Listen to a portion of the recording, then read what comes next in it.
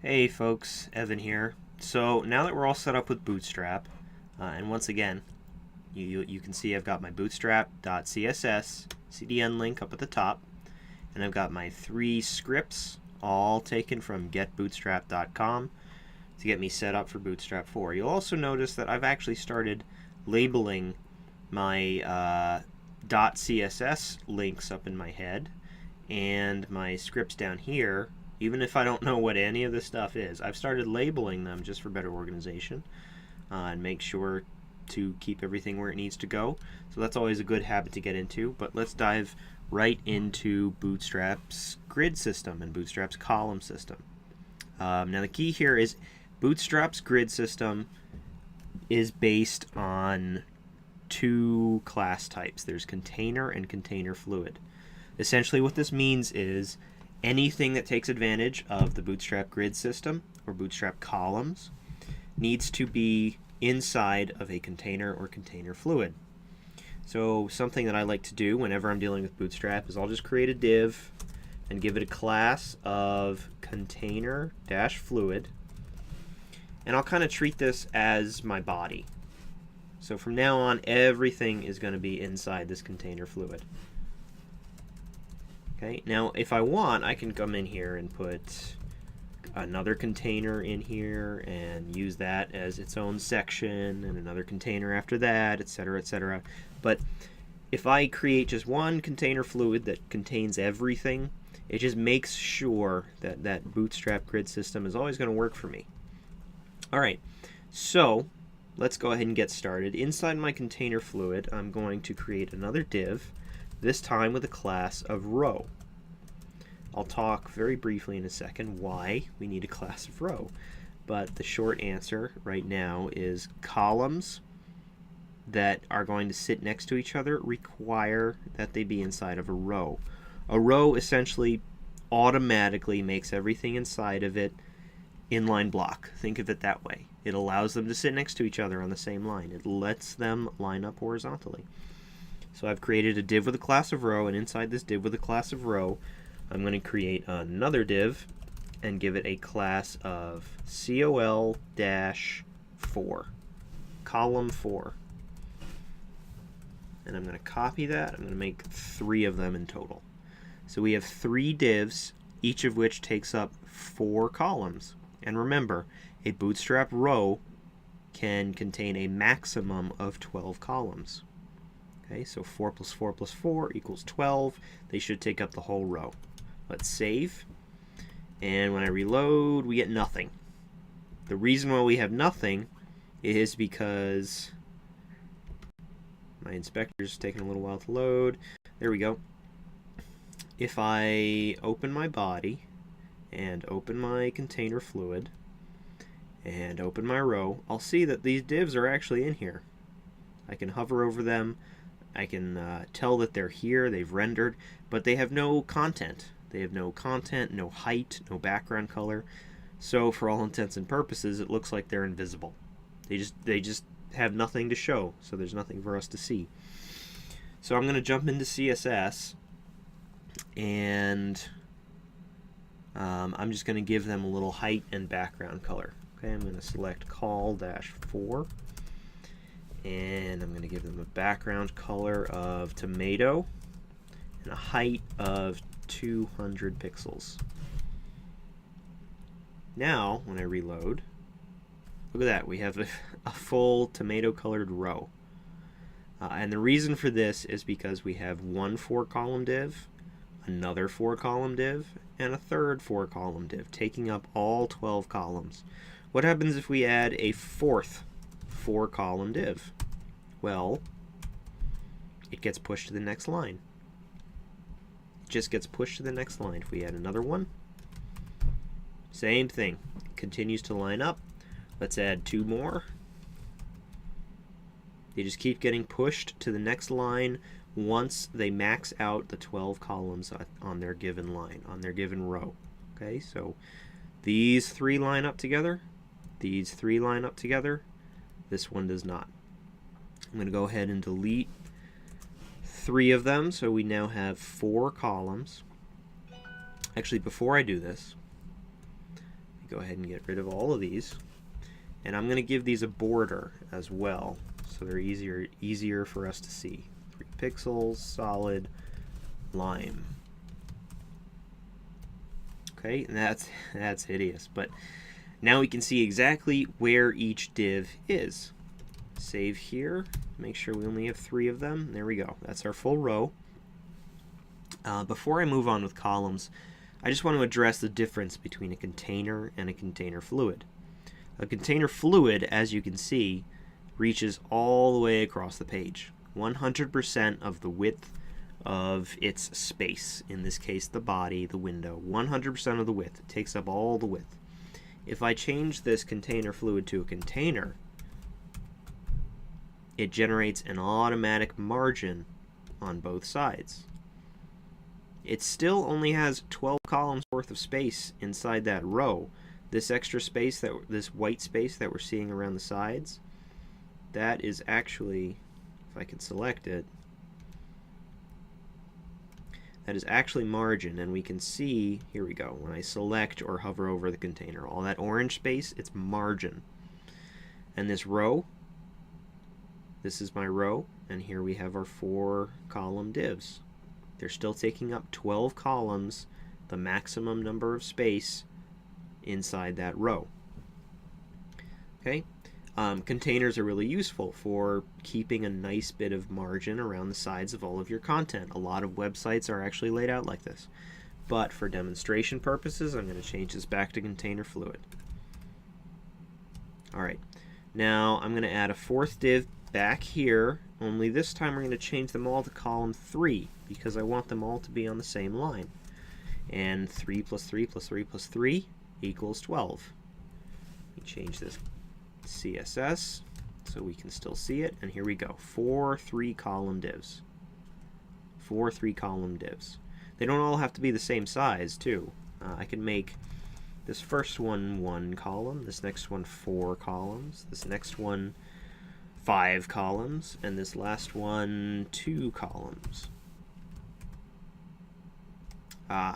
Except, let me change my CSS selector. There we go. So we've got 1, 4, 5, and 2. You can play around with those column numbers to change how much space they take up. Alright, next thing to talk about is going to be how we can make these responsive. For example, if I change the size of my window, these columns are always going to occupy the same number, the same percentage of the width of the row. This one is always going to be 5 columns of 12. This one's always going to be 4 columns of 12, 1, and 2, no matter how wide or how narrow the row actually becomes. But Bootstrap has built-in media breakpoints, much like media queries, which we can take advantage of. So, for example, when I write column, let me change all these back to 3 for now. But when I write column 3 like this, what this is actually saying is from an extra small screen size, all the way up to the largest possible screen size, this div will be 3 columns wide. From an extra small to an extra large screen size, this div will be 3 columns wide. But we can actually interrupt that logic a little bit and say at a medium screen size, I want it to actually be 6 columns wide. So it's going to be 3 columns wide from an extra small screen size through a small screen size all the way to a medium screen size. Once it hits here at a medium screen size, it's going to become 6 columns wide, and it's going to stay that way through large and extra large screen sizes. Okay, so let's copy this for these 2, and then these next 2 I'm going to do a little differently. I'm going to make them 12 columns wide at a medium screen size. So I'm going to shrink my window, reload, and now they're all equal. They're all 3 columns wide. They're all the same width, but as I stretch out my window, bam, we get 6, 6, 12, and 12. And they're going to stay that way all the way to an extra large window size. So that's the power of Bootstrap's grid system. It's really a really nice tool to take advantage of. Something that you'll see pretty commonly is you'll probably see a lot of columns which are 12 columns wide at an extra small screen size. And that's because an extra small screen size is usually a mobile device, right? A mobile device, if you have a lot of columns like this, it's really going to clutter visually the information you're trying to present. So instead, they just have them take up, let me save, they have them take up 12 columns and they stack vertically. It's a very common thing you'll see in a lot of mobile versions of sites. So you'll see column 12 to start, and then you'll see something like column small 10, column, well, let me go a little more dramatic, column medium 6, column extra large 3. I'm going to copy that over for the others. Reload. Okay, so we've got 12 columns, 12 columns, 12 columns, 6 columns. See? Now we have 6, 6, 6, 6, 2 on each line. And then as we get to an extra large, they jump down to 3, and we get a row of 4 3-column divs, where finally they can sit on the same line again because the sum of the columns they're taking up equals 12 or less. So 12 plus 12 plus 12 plus 12, they obviously can't sit on the same line. 6 and 6, these two can sit on the same line. 6 and 6, these two can sit on the same line. And finally, 3, 3, 3, and 3. Alright, so hopefully that was helpful. Hopefully that is a clear introduction to using Bootstrap's grid system. You can get as precise as you want with this. I could do 9 columns here for small, just to have one more gradation of change in here. But something to think about is when we hit a small screen size, they're no longer centered. They're centered when they're 12 columns wide because they take up all the width, and they're centered at the other sizes because they're still collectively taking up all the width. But when they're all 9 columns, they're not centered. So there is actually a class in Bootstrap 4 that will allow us to center a div. And that's a class called MXAuto. Okay, so if we apply that to every single div, they'll stay centered no matter what. MXAuto is basically the equivalent of margin 0 auto. So it does exactly what you'd expect. It centers them.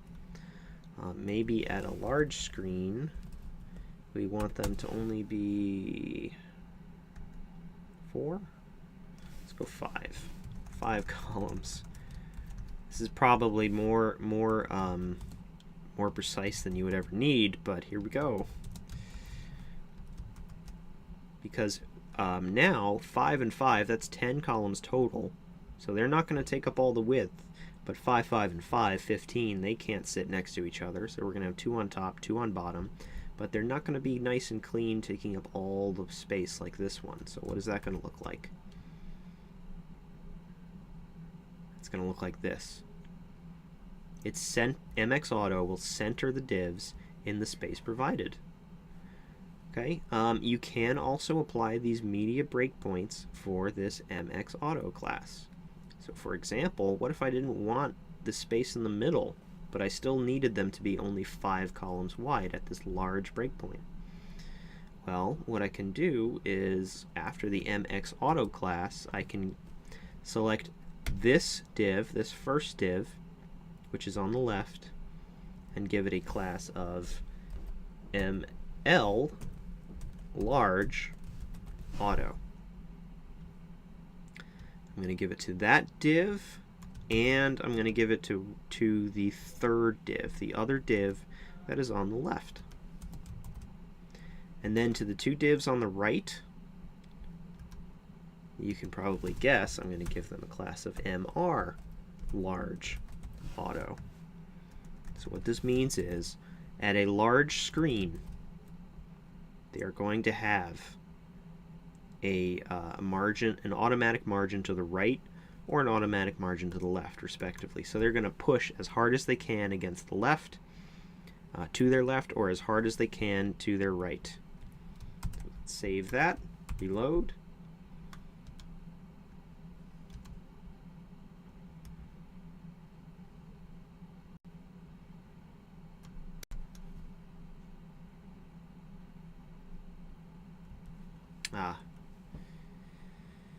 We need to also cancel out that MXAuto at the large screen size. So MX large 0,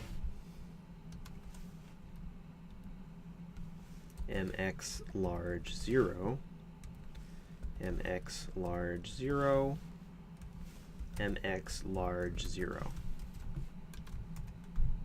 There we go. So I know this can look confusing. I know these classes can get really unwieldy. They are pretty long. But all of this set up media query breakpoints. It set up varying manners of layout for our site on different devices. And it gave us very precise control over how our information is presented with writing 0 CSS. This is the power of Bootstrap's grid system. And just to review exactly what's going on here with these classes, I'm going to break them down one at a time. The way you always want to work with Bootstrap classes is start with your assumption from the very smallest screen. Okay? So at the smallest screen size, we want them to be 12 columns wide, 100% of the width. At the small screen size, we want them to be 9 columns wide. At a medium screen size, 6. At a large screen size, 5. At an extra large screen size, 3. This MXAuto class will center the divs when they do not equally take up all the width possible. It'll make sure that they stay centered. So when they're 9 columns each or 5 columns each, they'll center. Then we have this MX large 0. So from an extra small to a medium screen size, this MXAuto is in play. But once we hit a large screen size, that margin X, margin to the left and margin to the right, is turned to 0, and instead we give this div a margin left auto at a large screen size. So that helps us control how they display at this screen size. This is a little bit advanced here, okay? But if that is all that you take away from this lecture, I will be happy. The point is, I want to show you that you can exercise great precision with some of these classes. And other classes you might want to experiment with on your own are like things like M-5 or P-5. And these accept numbers from 0 all the way to 5. 5 is the maximum. MR-5, MB-5, PT-5, PL-5. These are much less complicated than they look. M is margin, P is padding, MR is margin right, MB is margin bottom, PT padding top, PL padding left. This is a really easy way to implement some immediate padding and margin to your elements. So you can really control what your website is going to look like and really seriously streamline your CSS writing. Alright, that's it. I hope it was helpful, and we'll talk again soon.